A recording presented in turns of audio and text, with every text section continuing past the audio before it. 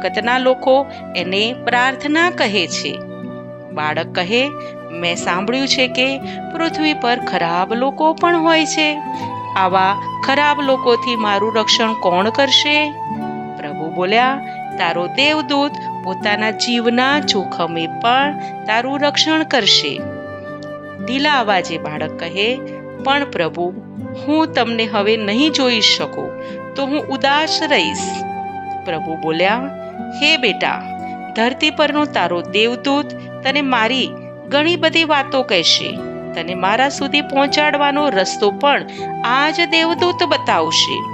અને હા, હું ભલે જગતમાં તને ન દેખાઉં, પણ દેવદૂત રૂપે હંમેશા તારી સાથે જ રહીશ.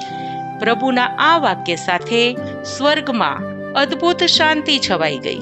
પરંતુ હવે પૃથ્વી પરથી આવતા અવાજો સંભળાવા માંડ્યા હતા. બાળકને સમજણ પડી ગઈ કે પૃથ્વી પર જવાનો સમય હવે આવી પહોંચ્યો છે.